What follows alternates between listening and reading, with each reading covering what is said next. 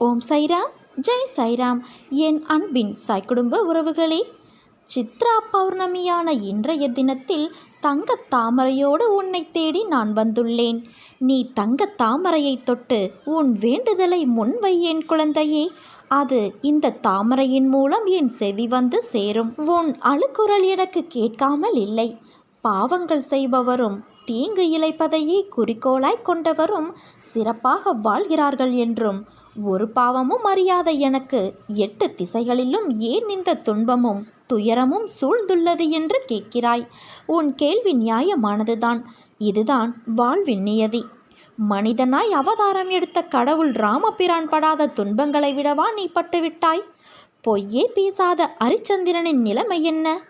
நல்லவர்களுக்கு மட்டுமே வரும் சத்திய சோதனை.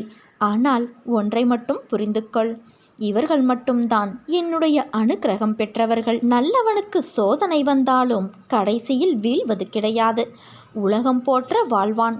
தீயவன் சிறப்பாக வாழ்ந்தாலும் கடைசியில் அவன் நிலைமையை பொறுத்திருந்து பார்.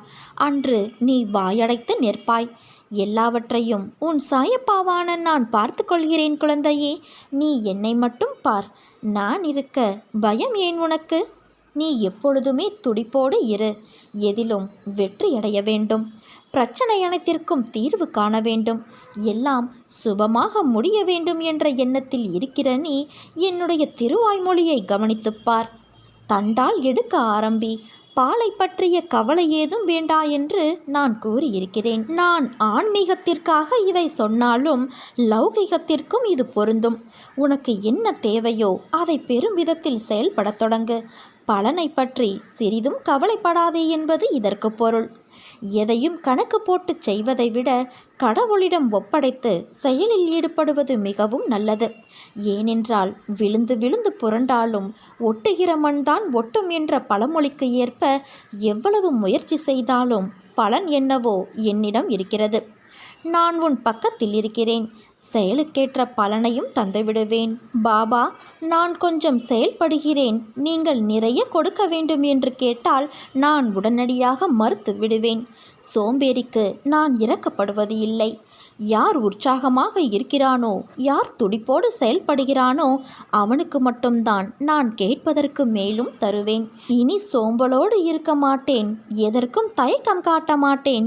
எதையும் துணிந்து மேற்கொண்டு செயல்படுவேன் என உறுதி எடுத்துக்கொண்டு நீ என்னிடம் வா. நான் பலனை உடனே எடுத்து வருவேன். இனி உன் வாழ்வில் நல்ல திருப்பங்கள் மட்டுமே அடுத்தடுத்து நிறைவேற்றப்படும். சரியான நேரத்தில் சரியான விஷயம் உன்னை தேடி வரும் என் குழந்தையே. அதுவரை கொஞ்சம் பொறுமையாக காத்திரு. பகவான் உனக்கு தரும் சோதனைகள் அனைத்தும் உன்னுள் தன்னம்பிக்கையை வளர்ப்பதற்கு மட்டுமே. அவ்வாறு சோதனைகளை அளித்து கொண்டே உன்னை நான் காப்பாற்றிவிடுவேன்.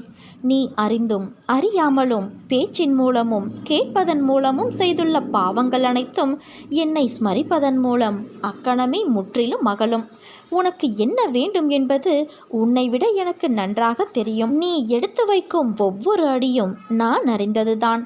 யாரும் இல்லாத இடத்தில் கூட உன் சாய் நான் உன்னை கவனிப்பேன் என்பதை நீ அறிந்து கொண்டால் நீ யாருக்கும் எந்த ஒரு தீங்கும் செய்யக்கூட மனதாலும் நினைக்க மாட்டாய்.